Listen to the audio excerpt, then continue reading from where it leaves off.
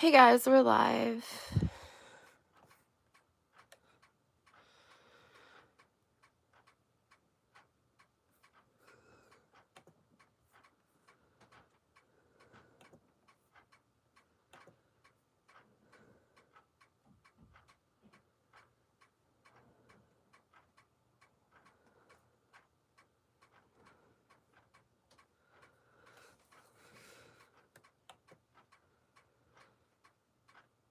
Thanks for the hearts. Hey guys, we're live.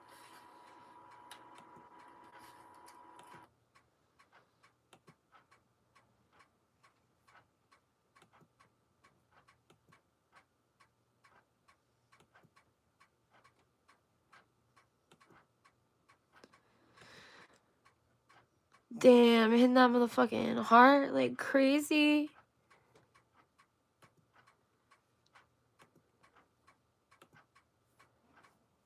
That's what Eric does. Who's doing that? Who's doing the hearts?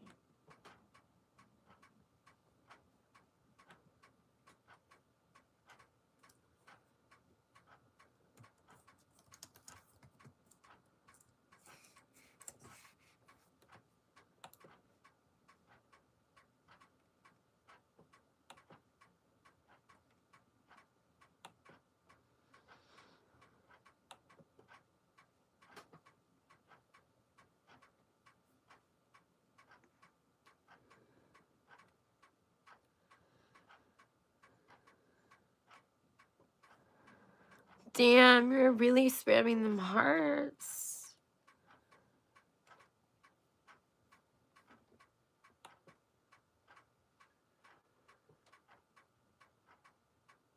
Is that you, Josh, doing that?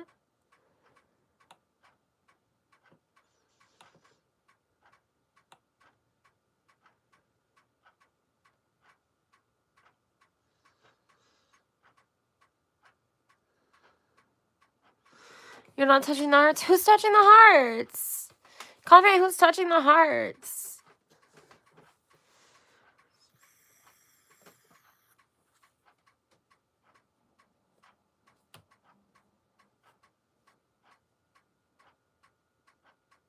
Hey Clint, how are you?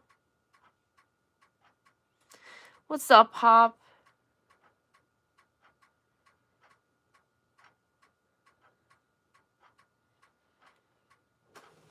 I don't know how it could be a bug. It did it at the end of one of my last streams.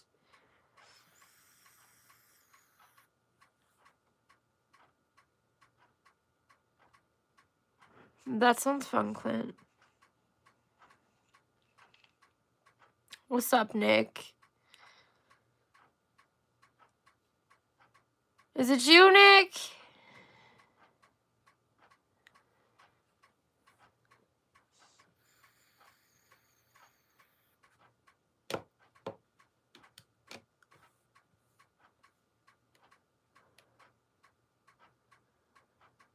It is you. I figured.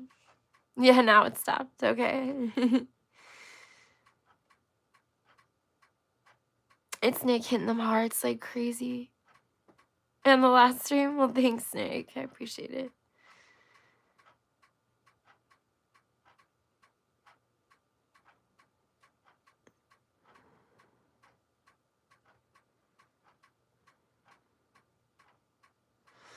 Yeah, it stopped because he stopped. He just said he was him.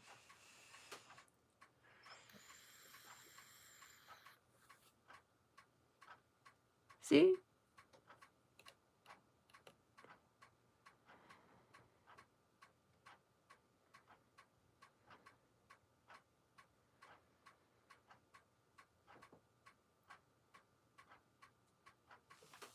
Yeah, it's because he's doing it. Josh, somebody in chat said they're doing it. It's not a glitch. What's up, Caffeine Cat?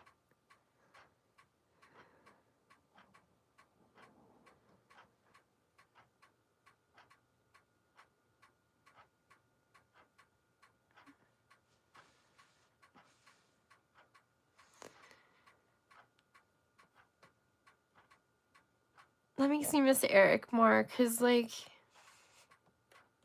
yeah. He'd be spamming that shit to remind me he's here. Sad.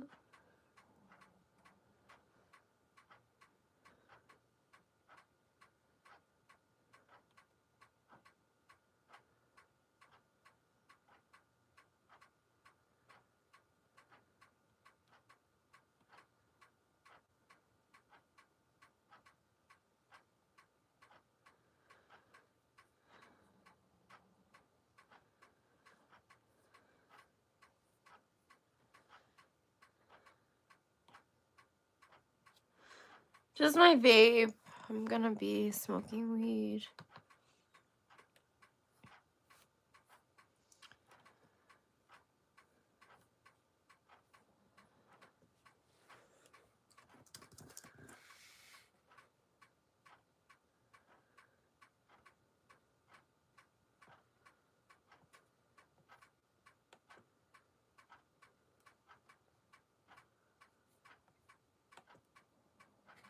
I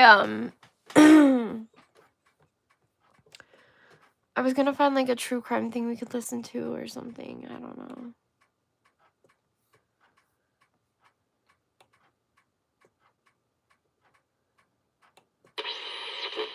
Bada bing, bada boop. Hey There was a Shanvi, good viral to see you. tweet recently. It's something along the lines of, a woman's notes app holds more mystery, more intrigue, more truths than any film. Listen, I don't know exactly what it means, but I do know that my notes app is just like high security clearance level type stuff. I mean, my whole brain is on there. Grocery lists, like new restaurants that I want to try out, directions on how to fix my stove, the emotional text message that I never sent but I redrafted 25 times. Like, all of that is in my notes app, and I'm sure a lot of you guys can relate to that. A lot of people speculate that a famous TikToker and influencer by the name of Kathy Vu, they speculate that she, like us, had a very colorful notes app. So she mainly did voiceover TikToks. Yeah, I actually came Kaden. across her page before I even knew about this case, before this case even took place. I felt like we had very similar aesthetics. Like, she loved everything pink, pastel. She had this moving out series that was actually very fun to watch. And I think that's how her social media just started blowing up, like taking off. She had this very sweet way of speaking. When I navigated dating before I met my boyfriend, I literally used to think that I had to prove to the people that I dated that I didn't need much from them. And it just kind of made you feel like, she feels like an older sister, or she feels like a sister telling me about her day. She's also a little bit inspirational. She would showcase her lifestyle, which was, What's up, I wouldn't Audrey? even say it's like normal. It's just really nice. So Like, I she had a like the very alien nice light. What's up, lifestyle. Axe? She Good had to just see moved you. into this new luxury apartment, bought a ton of these like cute kitchenwares, and she would show everyone hacks on like how to do your laundry the right way, like what to check before you move into a new place. She also gave a lot of relationship advice. She would post motivational workout videos. I mean, it wouldn't be hard to imagine that she had a Right, lot Nick? of young Why not? girls looking up to this seemingly perfect life online. So in one TikTok, she talked about her relationship and all the things that her boyfriend would do for her. It's kind of giving the audience the whole, this is what a man should do in a relationship. This is how you should be cared for. If he wanted to, he would type of advice video. She writes text in the TikTok while she shows off clips of him doing all these things for her. And it says, things my boyfriend does that have forever raised my standards. Always carries my luggage for me. Always down He's to travel and do FOMO. something spontaneous. Shows me his favorite things and is open to my interest, even if they're out of his comfort zone. Is the most practical and thoughtful gift giver and pays attention to my interests. But most importantly, he caters to my emotional needs, which allows me to be my most authentic, I don't want weird yours. self. She even posted a TikTok showcasing a MacBook that he had bought her for her birthday. And people were Roger looking up from to this American Dad, relationship. yeah, Like, he's they were cool. commenting about how this is how boyfriends should be treating their girlfriends. This is the new standard. And then everything absolutely imploded. Kathy's boyfriend was wanted by Interpol for a double homicide, and Kathy Vu herself was arrested for tampering with a crime scene. Authorities would find a notes app on her phone filled with a list of cleaning supplies that they think was used in cleaning up the crime scene to a murder. A murder that allegedly, the authorities theorize, her boyfriend had committed. They also believe that her boyfriend bought her that MacBook very soon after. Social media has now stated that was her thank you for cleaning up the crime scene gift. Let's get into what happened. Her thank you for cleaning up the crime scene gift.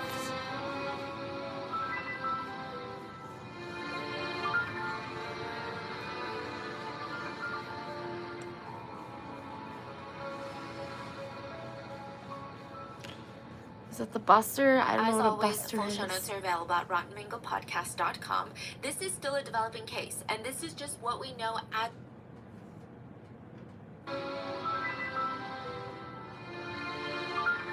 What the fuck?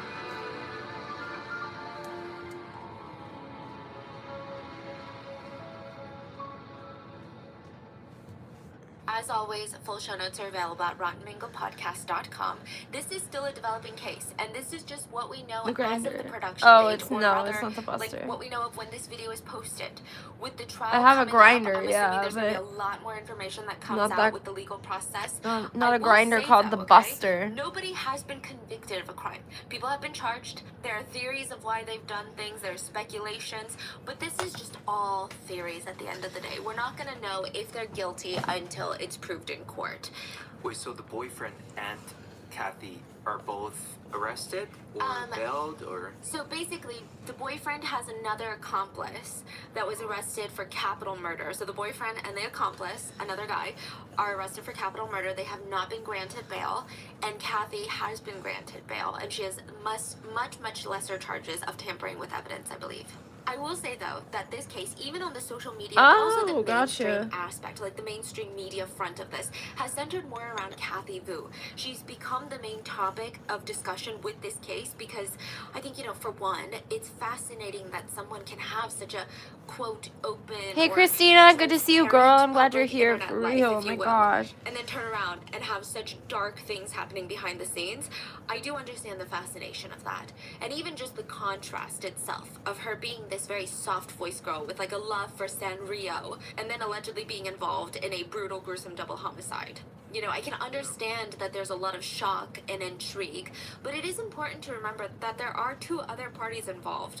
And I think because there's just not a lot of information on them, everyone has just been laser focused on Kathy Vu. And I will say that even this episode will have more information on Kathy as of right now, since she was the public figure when all of this went down.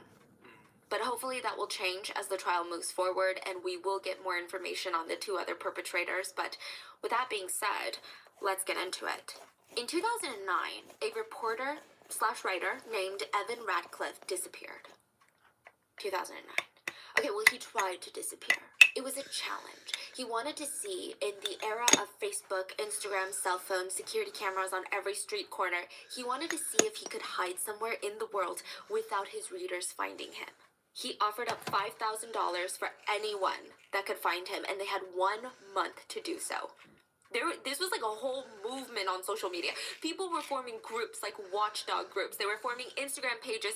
Everyone was trying to find him, not even just for the $5,000, but for the fact that they could. They wanted to prove something. He was found 3 weeks later by a team of civilians who were interested in the hit the reward like money. button, guys. 3 weeks. So did he post anything on social media during that time? He left little nuggets here and there, but they weren't big. They were really not big at all.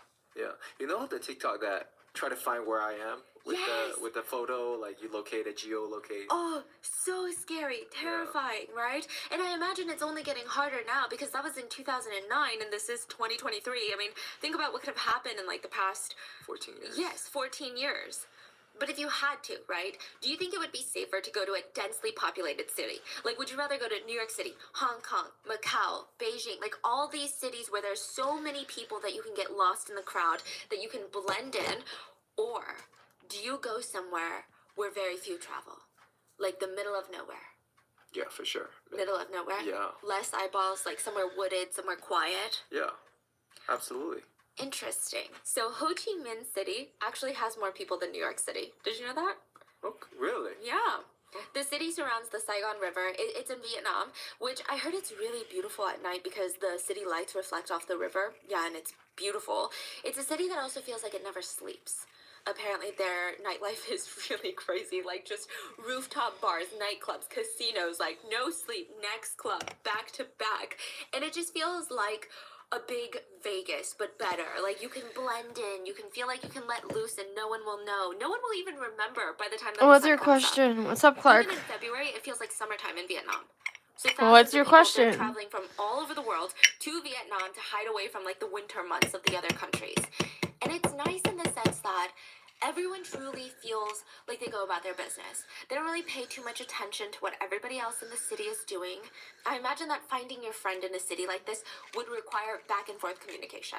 Like you would need to have a meetup spot. You would need to coordinate a time. But imagine you have to find someone in the city that doesn't want to be found. Someone that's hiding. There were two young men hiding in You Vietnam. supposed to be from a They're trying their lesbian? best to blend in and be invisible. You have 26-year-old I have a Holy Fan boyfriend. and 25-year-old Jaden Wen. The two took very different approaches. They landed in Vietnam on different planes on different days, and Poli, he tried his best to blend in with the crowd in Ho Chi Minh City. He's trying to stay under the radar. He's trying to appear normal from the outside. Like, if you were to bump into him on the street, you're like, oh, this is just another random resident. He would actually go to the gym. Sometimes he would even go out on the weekends. He would join the nightlife.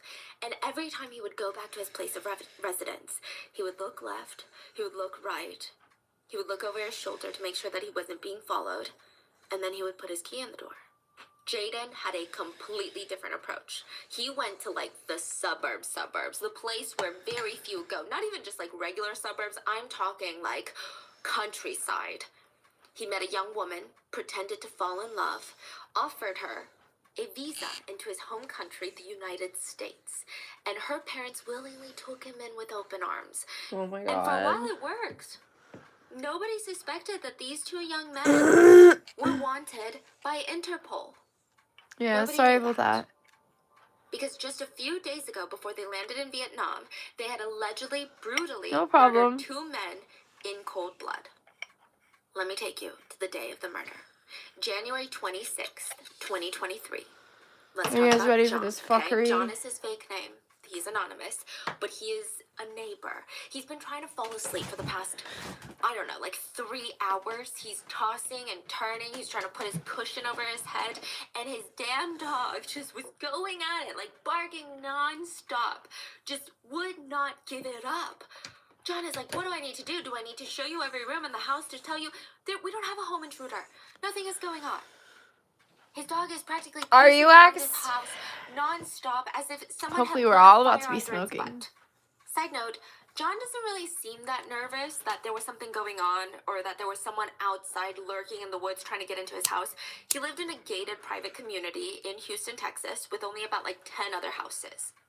It's really safe.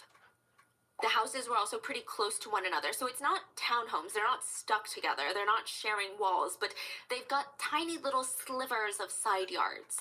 So it's really hard for someone to have a home invasion and the neighbors don't notice. Everyone sees everything. So this is pretty much as safe as you can get in a single-family home. There's a lot of ring cameras nearby, a lot of nosy residents, a lot of close proximity. It would be very difficult for someone to even rob one of these 10 houses. So he lifts up his head and he's like, okay, what in the world is going on? Like, please, go to sleep. And he flips over and he knocks out. He gets up a few hours later to start the day. and he looks out his window as he always does as he drinks his cup of coffee, and everything is normal. Neighbors are walking their dogs as normal. He could see across the street into his neighbor's house, James. James is his neighbor, and James's white Prius is in the garage. I mean, everything seems like that morning bustle before everyone's heading to work. John picks up his dog to bring him to the front lawn, and he glances back up at James's house. And it's strange, because his white Prius is sitting in his garage. His garage door is open. It's lifted. Like he forgot to close it. Yes, but now that he's outside, he can actually hear the Prius is running. The engine is on. And it's parked, and it doesn't look like anyone was inside of the car. But again, would you really consider this some sort of like bombshell neighborly gossip even? It's January in Houston. I mean, it's not freezing, but it's pretty cold. If you're running into your house to grab your phone or run back out to leave after you grab something, you would probably keep your car on so that you don't get cold on the way out. So John goes back into his home, and he goes through the motions of his morning routine. He heads back outside once more to hop into his car and leave, when he's like, oh my god, James's Prius is still parked in the garage is still open, and the car is still on. And there's no sign of James anywhere. And again, he doesn't think anything terrible happened. He's just thinking, maybe he doesn't know. I gotta let him know, like, hey, bud, you left your car open, right? You left your car on. He called James's phone. No response. He starts feeling a little curious, a little anxious. So he makes his way over to his neighbor's garage. And the engine is on, but not only that, this is where he starts feeling kind of like a unsettling feeling. The windshield wipers are going. Was it raining last night? Maybe. It's really weird. Why are the windshield wipers still going? Like, even if you're running in to grab something, you would probably turn it off. Windshield wipers, even when it's drizzling, I like to turn it off, and then I'm like, okay, I need it again. It's frosting? Just, yeah, it's just like, tick, tick, tick, it's squeaking like, back and forth, almost in like a creepy, haunted manner. The car is empty, the garage is empty, the house feels eerily quiet. You just like, James? No response. John walks around, goes to the front door, because it's pretty rude to like open the garage door and be like, hello, are you in here? And he starts knocking on the door, ringing the doorbell, no response. And now John's thinking, either I Leaky move on cheeks, with you're my going to day, bed. go to work, or I do something a little bit crazy. And you know what? It's crazy, Good looking alien. Well, thanks. I think it's okay. He goes around the bushes and starts trying to peek in through the front window of the house. If James catches him, I'm sure that there would be this awkward moment of explanation, but something in his gut is like, I gotta do it. I just don't feel good about this. I don't think that I can go about the rest of my day and not keep thinking back on this morning. John tries his best to balance and get as close to the window as he can, and his stomach drops. I mean, the heavy gut feeling that he had was confirmed. The house was totally ransacked. Just things were thrown out everywhere, and there were some splatters on various surfaces that were very dark. And yes, it looked like blood. Like, it didn't look like someone was spilling water. How are you? It didn't look like a water balloon burst.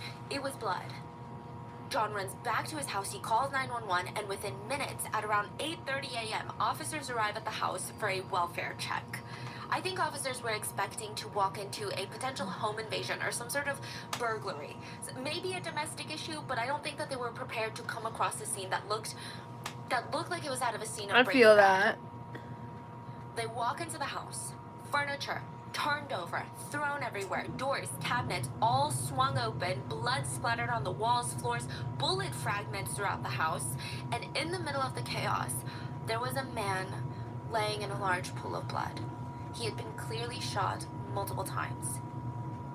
To get a better idea of who this was and how they were killed, authorities searched the rest of the house and found several packages of marijuana packed in airtight wrappings, 129 pounds of marijuana. 129 pounds? That's like a human. That's like, yeah. So in Texas, marijuana is not legal. Okay. Yeah. Wow. So that would be, that would probably possession with intent to distribute. Okay. Wow. Yeah. So they also found 10 pounds of hash oil. So think of like a dog, like the weight of a dog in hash oil. What is hash oil? It's like a CBD oil that is like more potent than marijuana. Okay. And when they opened up the freezer, they found $36,000 in cash staring back at them. But nobody took this? No. I mean, the marijuana itself is worth a lot of money, but then $39,000 just Yeah. in cash? Yeah. I don't know. Yeah, I don't know. Listening All the to cabinets Rotten were Mango. Yeah, so it seems like someone was trying to find money or find drugs or find something, but what happened? Like, how did they not take any of this, and why is there someone dead? Yeah. Because just doesn't make sense. Like, what the hell happened here? Was this a drug-related murder? If so, why did they not take anything? Why didn't they take the marijuana? Why didn't they take the frozen cash? Authorities, they quickly pieced together that the dead man in the living room was not James. Yeah. He was not the homeowner. What? So who is he? How is he connected to all of this? The man in the house was 35-year-old Dana Risdale. He was actually from Oregon, but James was a very close friend of his that he was visiting in Houston. Okay. So James had actually lived in Oregon prior to all of this, and this is kind of pertinent because both of them were in the marijuana business, and it's completely legal in Oregon. So they were legal distributors of marijuana, and then James decided to kind of take a step back from this business. He stopped working with all of his companies in Oregon. He moved to Houston to focus on being a father, and his best friend Dana was visiting him. Now, it does seem like maybe he hadn't cut all of the ties because, like I said, there were 129 pounds of marijuana in his home. And I don't want to see people victim blaming because it doesn't really matter if you have possession of drugs. If you're murdered, like, that means nothing. Like, you can't be like, oh, well, they had drugs. It's a very weird way of thinking. So it seems like they hadn't True. fully cut the ties. Now, the problem is marijuana is illegal in Texas. Dana seemed to be visiting his close friend in Houston, and people said that the two were just like as thick as thieves. They had very similar energies. They had these larger-than-life personalities. They were also the type of friends that very much valued loyalty. What does it mean, as thick as thieves? Is that a saying? It's a saying, yeah, where they're just the type, like, when you're friends with them, you know they have your back. And they're just really best buds. They would never betray each other. There's no way that anyone could come between them. Oh, Like, thick as thieves, you know? And it sounds cheesy, and in today's case, loyalty might not seem like such a positive thing anymore. You're gonna see why. But these two, they were very loyal and they were very honest with one another. Like, you know those friends that will stick by you no matter what? But if you do something, they'll be like, hey, that was dumb. Why did you do that? That was kind of their friendship. So why was James's close friend Dana, who was presumably there to meet and visit James, why was he found dead in his house? And where was James? Police had a few leads to follow, one being Dana's car. Neighbors reported seeing a Dodge Ram with Oregon license plates, it's like a pickup truck, parked in front of James's house. And now it's missing. Clearly, Dana wasn't the one to drive it off the property, so who did? It seems like whoever the killer was stole Dana's car afterwards as like a getaway vehicle of sorts. So this car could potentially provide them with the answers that they're looking for. They issue out a Be on the Yeah, my eyes Lookout watering. for the 2002 white Dodge Ram. Additionally, authorities reported James missing. They tow the Toyota Prius. So the Toyota Prius is James's car. It's in the garage. They tow it to their impound lot. This is like police evidence lot. This is not just like a random tow truck lot. This is police evidence. This is where they're going to take your car if they confiscate it. And they go back to following the rest of the leads. Dana's pickup truck was found 2 days later, abandoned. Just the truck was completely empty. James was nowhere in sight. They towed Dana's truck to the police station to be processed for possible evidence as well. And other officers that are working on this case, they used Find My iPhone to track down James's phone. It was just left at the White Oak Bayou. So it looked like either someone discarded it to get rid of evidence, or maybe James himself could have thrown it out the window or thrown it away himself to avoid being tracked and throw officers off his trail. So now, authorities have Dana's body, Dana's car, James's phone, but where is James? Now, this is the part that I cannot wrap my head around. This is truly bizarre. 5 days later, investigators find James's body in the Toyota Prius. What? In the Wow. trunk of the Toyota Prius that they have that they had confiscated and impounded to the police lot 5 days ago. I don't know You're why. kidding And me. it's not like he was hidden somehow in this very intricate manner in That's the Toyota crazy. Prius. He was in the trunk of the Prius. Wow. There's even a very eerie picture of a police officer with crime scene tape all over James's home, and you see the Toyota Prius still parked in the garage, and the officer is kind of like looking at it. At that moment, James's body was in the trunk. It's Why? crazy. I just. Well, So I guess they just started processing the Prius for evidence and popped open the trunk. So that's on February 1st of 2023. They found James Martin's body. I mean, it's just so confusing to me. Nobody knew why. Nobody knew why they didn't search the car earlier because it seemed like they had multiple officers working this case clearly. I saw some arguments that said that they weren't able to get a warrant until 5 days later. But I highly doubt that. Like, you're talking about a very gruesome murder. I think the judge would have prioritized the warrant to a degree. And they had so much probable cause to get a search warrant, like, stacked. ASAP. wait, there's a murder and you need a warrant to search the crime scene? Yeah, that doesn't make sense. That doesn't make sense. And okay, please, someone who's more familiar with the legalities of this. But if they're already searching the home, Yeah, and they the car, impounded the car. They took the car. yes, if you have the authority to move private property like a car from one location to another, I feel like you could search the car. I mean, also, if You they're don't already need to search the car. You're already in the car. Just pop They're the already trunk. driving the car or take. Yeah, exactly. yeah, I just don't yeah. understand. Wow. Okay, another thing. Yeah, is in they're the already trunk. Searching the home, and the car is technically on property. Yeah. Would it not be a part of the search warrant?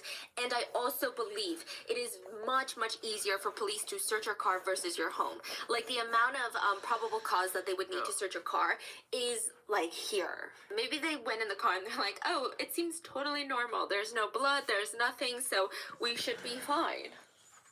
Wow. It's just a very strange detail to this case. I hope it's explained later during the trial because I personally don't understand it. If you have more insight, please let me know in the comments. I tried looking more into it, but I'm like, none of this makes sense. Everyone seems confused. So back to the case. James was found beaten, tied up, and dead in the trunk of his car. His feet, ankles, and hands were bound with duct tape. There was also duct tape wrapped around his head and face. It was also clear that he too died from multiple gunshot wounds, just like his friend Dana. So police now they have a double homicide on their hands, and honestly, it's a very weird situation. They have a little bit to go off of, but it's not a lot. The sheer amount of marijuana found in the house, along with the money in the freezer, it gives them potential insight on the type of crime that it could be, on the type of people that might be involved, but it doesn't really answer who exactly is still involved.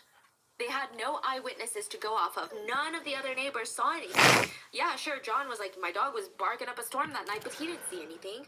He didn't hear anything. All James's neighbor said was, we saw that pickup truck, the Dodge Ram, Dana's car, and then it was gone. That's it. We didn't see any people go in and out of the house. We didn't see someone drive off in that car. We don't know. So the police, they went to their favorite eyewitness. Security cameras. They canvassed the area to see if anyone had Ring cameras, home security cameras, businesses with security systems, and eventually they found videos from different cameras, different angles, and they were able to piece together somewhat of a timeline. Eventually, these little videos, like little breadcrumbs, like, you know, the tape on the forest, like when you leave little breadcrumbs, it's like that. It would lead them straight to the suspect's door. And I think, you know, with a case like this, I'm sure the police don't have a suspect image in their minds, or at least they shouldn't if they're good at their jobs. Like, you shouldn't have a preconceived notion of who the suspect is, right? But with everything they were presented with thus far, the evidence, the breadcrumbs, the clues, I imagine that they had a vague idea of the type of person that they were looking for. You're like, okay, maybe you could see them and be like, I could see how these two are connected. Maybe the suspect has some drug charges in the past. Or maybe this person has some sort of criminal history, maybe some dealing charges. I could see that, right? But they ended up at the door of a Sanrio-loving, pastel-obsessed TikToker/influencer, Kathy Vu. And they're like, what the hell is going on right now? For example, Kathy posted a TikTok where she gave dating advice, and she said, it's okay to be independent, but don't make it the main reason why someone should date you. She talks about how before she met her current boyfriend, she used to feel like she had to prove to all these boys that she was independent and that she made her own money, and she felt like it was a good thing to show men that she didn't need them. But instead, she said she realized she was only attracting bums. I'm doing That's what she okay. said, bums. With that kind of attitude. Basically saying, as a woman, you should be taken care of.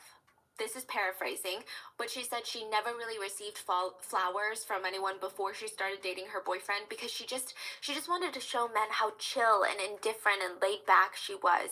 She wanted to make herself digestible. And she advises young girls that they should take up space, that they should be as irritating as you want to be. Like, don't change your personality for men. Like, don't do these things for men. She said that now she doesn't want to go through relationships dumbing herself down to make herself convenient for others, mainly men. The only men that you attract by proving that you don't need much are bums. They foam at the mouth when they find out that you don't need much from them to be happy. The only person I was hurting by not requiring much from my partner is myself. Bum-ass men love women that are really independent because most of the time this hyper-independence comes from some type of trauma. Now, we don't know too much about Kathy Vu's relationship other than what she puts out there, which is, it's pretty clear that she's very selective in what information she puts online about her boyfriend. There are parts of their relationship that now, in hindsight, people have been picking apart. Yes, there are, okay? So, Kathy stated that her boyfriend was shy, and that's why she never really showed his face on camera. I don't even think people knew his name. Her boyfriend's name is Polly Fan. And in hindsight, netizens now believe that she never shared his face because he was heavily involved in illegal activities. But it does seem like he showered her with monetary gifts. He would take her on trips, buy her designer stuff. But Kathy still prided herself in having this very successful career. So yeah, from the outside, they seem like a very perfect couple. Well, now, video evidence showed two men, presumed to be Polly and Polly's good friend Jaden, arriving at Kathy Vu's apartment complex. When did they arrive at Kathy's? The day before the murder, like the night of the murder. Oh, so they met up there first before Yes. they... Okay. The police are trying to reverse track the movements. All they know is that Dana is dead and James was found dead in his white Prius that was parked in his garage. So they're trying to see, when did the Prius pull up to the garage? Where was the Prius coming from? Who was driving the Prius? So they get all these little CCTV clips, and the last time that James was seen alive Right, was Nick. Kathy Vu's apartment, or at least the apartment building. But on the CCTV cameras, Yeah, flowers are they cool. don't see Kathy Vu. They see Kathy Vu's boyfriend and their friend Jaden. He's a good Phoenix. How are they for you? So you've got Polly and Jaden meeting up with James at Kathy Vu's apartment building. So we never saw James driving home. No. They actually see other people driving home. So the white Prius was driven by someone else. Yeah. So the white Okay. Prius is driven by James into Kathy Vu's apartment building. So James is alive at this point, and he's driving his car, and he's meeting up with Polly and Jaden. Yes. That's what it seems like, right? Because what they're kind of guiding him into the garage, motioning him to park What's in the up, garage. Kegger? Now, this is where I have questions. All reports indicate that this was a regular schmegular apartment building garage, meaning like a parking lot. Maybe there's a gate. Maybe you need like a beeper to get in, or some sort of like tag to get into the garage. But it's pretty public. Like, the rest of the residents can use Right, it. Like, the Nick. guests of the It's good residents for the can use soul. it. I don't know how all of the next series of events plays out if this is just a regular schmegular parking lot. Because soon someone's gonna transport James's body into the trunk of his car. Yes. How was that done, right? We don't know yet, and I'm sure maybe they're saving that for the trial. Some people have speculated online that there are certain apartment complexes that have private garages for residents to lease. So it's like a home garage. It's weird. It's like a home garage. It's closed You off. said the It government doesn't should have a pay storage for unit. 3 But I ounces. couldn't tell if Kathy Vu's apartment offered that type of service or even had that. Like, yeah, that'd be great, So but all that's we know never gonna is that James is happen. seen driving up in his Toyota Prius. He meets up with Polly Whoops. Fan, Kathy's boyfriend, and their friend Jaden Wen. This is the last time that James is seen alive. The last time he's seen is walking into the apartment with the two men. There is no movement, and then nothing happens. There is no movement, no significant happenings on camera, and half an hour later, you can see the garage doors to the apartment complex open, and the CCTV cameras show two men backing out of the garage in James's Prius. James is nowhere to be seen. And the police track the Prius all the way back to James's home. So it seems like the theory is James was murdered inside this apartment. He was put into the trunk of his car, and then his car was driven back to his house. The two men are suspected of being inside James's house, and within that hour, Dana arrives in his Dodge Ram. And a little while after that, Dana's Dodge is seen driving away from the house.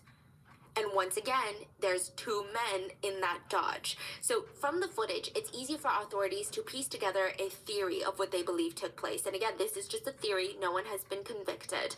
Authorities believe that James was lured to the apartment complex where Kathy Vu lives by Kathy's boyfriend and their friend Jaden. He met up with the two men. There are some rumors that Kathy helped lure James to the apartment, but I don't see any proof of that. James was most likely ambushed, tied up, and murdered in the apartment. Authorities felt that it was clearly premeditated. And just going by the officer's theory moving forward, they believe that the suspects, Polly, Jaden, right? They placed James in the trunk of his own car. They drive to James's own house, where they parked the car in the garage, kept the car running for whatever reason. I'm not sure entirely why. Maybe they were in a rush, maybe it was just the chaos of the situation, but it is a strange detail. Authorities believe now they went inside to ransack the place, looking for drugs, money, and or both. But while they're in that process, Dana comes home, sees what they're doing, and officers theorize that Dana was killed to avoid any eyewitnesses to this crime. Since they have just escalated from a homicide to a double homicide, and the idea that perhaps, the murder of James was premeditated to agree, they might have felt like now this is getting out of control. Like, we had planned to kill James, we had planned to do this, but now this is like a shit show. This is a mess. Maybe there was even a struggle that broke out. This is the theory, right? Authorities believe it was a spur-of-the-moment decision to kill Dana. Maybe they were so shaken up that they fled right away without taking any of the drugs or money. Or maybe they believe that the gunshots could be heard by the neighbors. They drive away in Dana's car because they can't take James's car. James is in the trunk of that car. They drive away in Dana's car, abandon it on the side of the road, and then they run on foot, is the theory, is the allegation. I mean, the movement kind of makes sense. If this theory does come to be true, it's Nice, Nick. It's genuinely terrifying that two people's lives were taken so abruptly and brutally for some drugs and money. Like, I get it, it's a lot of drugs, I get it, it's a lot of money, but, like, where's the humanity? Like, these are people. Now, I know a big argument of this case is going to be, why were there drugs in James's house in the first place? And like I said, James and Dana were said to be commercial marijuana farmers from Southern Oregon, where it is very much legal and they were licensed. But more recently, James had moved back to Houston just to be closer with his family, and it seemed clear that both of these men wanted to distance themselves from this line of work. They were kind of pulling away from the industry. James, he wanted to focus on being a good dad for his son. Meanwhile, Dana, he started kind of hanging out more in Portland. He wasn't a father. Yes, He had a Phoenix. nephew and niece in Colorado and in Washington. He would take time out of his busy schedule, travel across state lines, just to spend like a day or two with his niece and nephew. It's like people said he came alive whenever he saw his family. You could just see how proud he was to be a part of their lives and just to watch them grow, which is a pretty big sacrifice for Dana. Dana was big with work. It really was his passion before he started kind of pulling away. So in 2016, he started a cannabis distribution company called LTMRN. It was pretty successful. A lot of people said that Dana just had this crazy networking ability. Like, if you had an aerial view of a networking event, people would all Damn, my ebb babe's and dead. flow around. But there was always a circle just gravitating towards Dana. People really liked him. He was hilarious. He was a good-natured man, and people could see that within just like 5 minutes of meeting with him. It was so easy to talk to him. He had all this life experience and a lot of stories that he would share with people, and it was just so fun.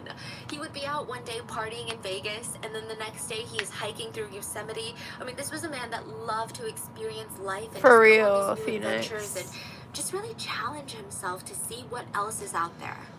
It was something that he had in common with James. A friend of James said, you could see this man in a meeting with Fortune 500 CEOs. He would fit right in, he would be comfortable in his own skin, and then that night he would fit right in at like a crazy rock concert. He also loved rapping. He self-produced a fun rap song called Hustle Hustle Ball. And like some of his friends kind of poked fun at him because he's shirtless and he's got sunglasses and a backward cap on in the video, and he's like rapping. It's posted on YouTube, and they thought it was very, very silly. But it's also just what made him so lovable. He was very free-spirited. He didn't care. He never took himself or anything that seriously. He just did what he liked. He just did what made him happy. He also founded a Portland-based edibles company in 2016. And in the end, by 2023, both of these men were starting to pull away from the cannabis industry again. James, he wanted to do it for his family. Dana, he wanted to try experimenting with different businesses. But I don't think that, it's something that you can just wake up and wash your hands of. Just be done with the industry. Maybe they had a lot of inventory left over. Maybe it was, something else. It was a business that they had built for years. So most likely, it seems that a few ties had remained. Now the problem is marijuana is not yet legal in Texas. So police, they execute a search warrant on Kathy Vu's apartment. Now, if I'm not mistaken, this is the same apartment that she did the whole series of moving into my new apartment on.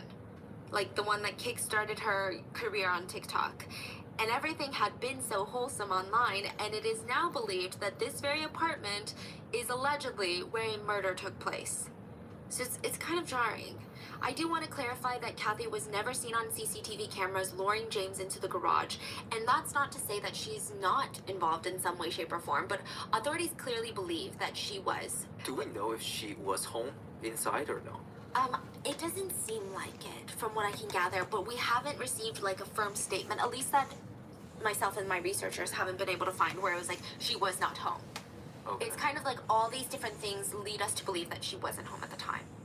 Okay. And I'm sure if she was home, it would be shown on CCTV that at one point she arrived home earlier of the day. Yeah. That will put her at the crime scene, which will change her charges. Yes. For this case, right? Yeah, she'd probably be an accomplice to capital murder. Right. So, okay. Yeah, so Interesting. authorities clearly believe that she was involved in some way, shape, or form. They found an HEB store receipt. So this is like your Ralph's or your Kroger. They found a receipt that showed that Kathy purchased items the day of the murder. And, the items were suspicious. She bought bleach, peroxide, trash bags. On top of that, police found bleach and iodine bottles in the back of Kathy's car. Bleach and what? Iodine? What's It's like iodine? salt, basically. It's like a cleaner. You can use it as cleaning. Found in the back of Kathy's car. And, to buy that on the day of the murder it's kind of suspicious when someone is seen coming into your apartment and then never seen coming out, and then you buy cleaning supplies before the murder took place. Oh, this was before. Before. Not Oh, my after, goodness. not during, but it was before James was last seen alive. But to be fair, you could argue that maybe she was just a clean freak. There was a TikTok that she posted that stated that she loved cleaning. She was insinuating that she was kind of a bit of a clean freak. I will play it for the visual watchers, but for the audio listeners, she's kind of doing a day in my life as a corporate marketing girl in the alcohol industry. She walks us through her day of getting ready for this promotional event at a club. She's got to go to Michael's, get some gift bags, set up a backdrop, photo booth. It shows her What's being good, incredibly Pyre? How are you, hardworking. Jordan? But the part that is definitely been picked apart, like to hell and back, is at the club. During her day in my life TikTok, there is a moment where she talks about how this particular club has a wet rag set because a lot of the workers use wet rags to clean the countertops. And she talks about how she even brought her own cleaning supplies and is literally seen in the TikTok cleaning the counters while people around her are partying. Okay, so Heart, the club that we were at, sometimes has this musty smell because of the wet rags they use. They're not entirely clean, so there's always this really bad lingering smell. My friends thought it would be funny to record me cleaning. I actually didn't know they were recording at first, but I did bring my cleaner bottle from home to wipe down my section. So people picked it apart because she was cleaning? Some people stated that she posted this because she wanted to kind of have something to fall back on. Like, when you're in that state of this is purely speculation from netizens, not even police, okay? Some netizens were saying maybe she posted it because she knows she's about to buy cleaning products for a murder, and now she's slipping that in there to be like, look, I actually love cleaning, I'm just a clean freak, and that has nothing to do with anything. it's not out of the norm for me. Some people were saying it's just a coincidence. So this TikTok would be dragged to the depths of hell and back and analyzed till it could no longer be analyzed. And some people argue that she truly maybe was just a clean freak. And while most of us probably don't buy bleach, iodine, peroxide, trash bags all at once, and coincidentally on the day of the murder that allegedly took place in your own home, but maybe she's a clean freak. Like, we won't know until there is a trial. Authorities stated that they found a note on her phone, true, which was a because list all of the items shit'll to come out purchase, in the including, trial. but not limited to, bleach, towels, and iodine. That'll be Is iodine interesting. very common in supply, or? I don't think so. It'll I probably have kind of like consider all myself the. a bit of a Oh, clean that'll be freak. interesting. And I don't even use bleach. When's the last time you saw bleach in our house? Yeah. Yeah, because, I mean, you know, you can use a little bit. This I mean, burger time not is saying that everyone with bleach in their house. I crazy. know that there's a lot of uses for bleach, but I guess it's just a very hard substance I try to stray away from. It's like just a cleaning my apartment type of girly.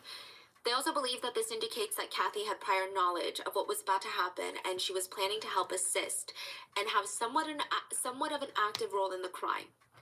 They also ran her phone records, and they found that Kathy was messaging her boyfriend Polly during and after the suspected time of the murders. Authorities think that she was coordinating using her garage and apartment, and then She coordinating fucked the up. cleanup. So just to clarify, it seems like officers believe that she was helping coordinate and clean up the crime scene. So we don't know what she said. No. This is from police. Police saying we feel like this is what was going on. Yeah, I'm sure police know kind of what was said. Maybe the text messages, maybe not the phone calls, right? Like, there were multiple FaceTime calls. My family does. There We were buy some bleach. speculations that she was calling to verify over and over again that her boyfriend had closed the garage when they left her apartment. That's kind of what we know as of right now. After Polly and Jaden left her apartment in James's car, she FaceTimed him 6 times in the span of 25 minutes. They also texted each other to verify that the garage door had been closed. So she at least know that they Are left. there. They're there and they left. But you could argue that she didn't know that James was there. Right. You could argue that she only thought that her boyfriend was there and was like, hey, babe, did you close the garage door? Because I'm not home. True. Multiple times, or? You drink bleach because Kermit the Frog said you should. That's crazy. Go get you a cheeseburger from the fridge. I don't have 25 minutes. cheeseburgers. So I think more than the cleaning supplies, the text messages and the phone calls are probably a worse look, in my opinion. It just, the cleaning supplies, you could try and twist it and argue and be like, she works in a corporate sphere. Maybe she bought it for this or that. But the text messages. Sorry, I keep are ducking off interesting. camera, y'all. I'm trying to hit my Now, vape. I have seen some online discourse, and right now it's all speculations and rumors, this whole case is, but some people have posted online that Kathy was a very sweet, trusting, almost naive to a fault person that probably was too scared to say no to her boyfriend, which I'm not sure how to feel about that because she's 23, I believe. So when you're 23... maybe there's some things. I'm a people pleaser. I have such a hard time saying no to people. Right. Trust me, I understand that feeling. I relate to it, like, on a spiritual, deep level. But if you ask me to clean up a crime scene, that's a solid no. So I don't know where that argument comes in. Some people say that she didn't really know what she was getting into and maybe thought that because her boyfriend was potentially allegedly involved in some harsh illegal activities, she was scared for her own life. She got roped into it because she was terrified. Damn, and then I see just the lost my argument that vape. people are saying, no, she's 23. She was actually benefiting from her boyfriend's alleged illegal work. She was she wasn't afraid to spend his money going on trips, getting all these gifts. She was benefiting in some way, and now she's cleaning up a crime scene. You can't really say that she was so scared and terrified. So it's just kind of an argument. I do think that it does rub a lot of people the wrong way, that she was kind of preaching online about having a good relationship and having boyfriends that respect and cherish you. Meanwhile, she is accused of doing something absolutely heinous for her boyfriend. I also see a third group of people, a very small, tiny group of people, that believe if the series of events are true, they like Kathy even more now. What? I actually saw a lot of Reddit comments that said, gotta get me a ride or die like Kathy Vu. Oh, come on. Yeah, which is truly unhinged if you ask me. Yeah, this is not a movie. This is nothing to romanticize here. Kathy Vu was taken into custody, and she started giving her version of events. She claimed the night of the What a murder, she had a crazy work-related dinner bitch. planned, and she actually wanted to invite her boyfriend Polly to go with her. He didn't show up. Instead, he messaged her The saying, "Hey, bird babe, clock sorry, I is can't still go, up like, there. emergency happened." So he couldn't be there. She stated that that's all she knew. She didn't know what the emergency was. She didn't know emergency was murder. He just couldn't show up to her work event. That's all he not a said. tablet. Now, That's a I'm not weather sure if she did this thing. as a self-preservation argument or if she was still looking out for her boyfriend Polly, but she told officers that James, the victim in the trunk, was the problem. She stated that he had a history of threatening people, including her own boyfriend, and she said, quote, "If anything were to have happened, it would definitely have been self-defense." That's what she told the police. Yes. Damn. After being arrested. She told officers that James owed her boyfriend Polly about $40,000, and when asked why, she said, You're too after high. a narcotics-related transaction that didn't go as planned, which authorities didn't believe. I'm trying to be on According to Pearl's James's mom, level. Polly was the one who owed James money. So while officers state that they had knowledge of a Or history Josh, between the two, sorry. I'm trying to be on it Josh's seems level. like they are inclined to believe that Polly was actually the one that owed James money. And maybe, theorizing, this is pure speculation, potentially Polly had lured James out under the guise of, like, "I'm gonna give you your money back." And instead of giving his money back, he murdered him so that he could be absolved of that debt, and then went to his house to ransack it and steal stuff. And maybe it could even look like he was just targeted for the drugs. But the plan is really not Smart. Yeah, so I don't see how they think they can get away with this for even Don't a stress day. with names. You'll get used to it. See, that's the Yeah. weird part. I genuinely feel like if they found James's car in It's the trunk, a this portal is my into personal another opinion, if they dimension. found James's body in What the trunk is? I'm sooner, so confused. potentially they wouldn't have been looking at a fugitive situation. Because Like they will catch them immediately. before they flee to Vietnam. Right. Yeah. But even that, they still caught them very quickly. Yeah. So Tuesday, March 21st of 2023, Kathy Vu was officially charged with tampering in the deaths of James Martin and Dana Risdell. She appeared in court with the most Texan-looking lawyer I have ever seen in my life. Like, I'm talking cowboy hat and everything. Yes. Her attorney focused on getting her out on bail. He tried to draw sympathy from the judge, stating that Kathy Vu had lost her job after her arrest. Which, Aw, her I don't job. know why She killed two attorneys say things people. like that, because it's kind of a situation Jesus of read the room, sir. Christ. 2 people were killed. I don't think losing a job is the Yeah. end of the world, and I don't think anyone is going to dig deep into their hearts right now to find sympathy for something like that. But her attorney continued to argue that Kathy had only been dating Polly for a few months, and she, quote, only did what her boyfriend told her to do. That did not sit right with a lot of netizens, because ultimately she's not a minor. She's a 23-year-old woman who works a corporate job. Yeah, I'm it's so not. sorry. Before It's move just a forward, weather the lawyer says gauge she only thing. did what It the tells you what the boyfriend told her weather to do. is. Yeah. The temp So is. is she? Are they admitting that she did something for the boyfriend It seems relating like to it. the case? Yes. And I think the speculation online right now is that she's working with the prosecutors and is going to get out on probably no time, as long as she can testify. Is the speculation? We don't know. Yeah. So, I mean, it's just kind of a weird thing to argue when she's a 23-year-old woman who has a corporate job, who lives on her own, is very independent. Also, a lot of her brand identity was on being independent, and now it's like, no, she's not independent at all. She was A manipulated. Chick-fil-A shirt Has no is idea just what this she's little doing. devil. Not saying that she can't be manipulated, but it's With just, little devils. it was a weird argument to make in court.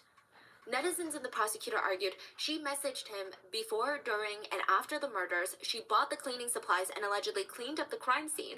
To make matters worse, she went right back to posting TikToks the very next day, talking highly about her boyfriend, about how he's a great gift giver. And now, yeah, we don't know. The next day of the crime? Yes. Guys, Now, we don't know if maybe I'll be right back on. I'm gonna end this one. I'll be right back here in just a few minutes. All right, bye.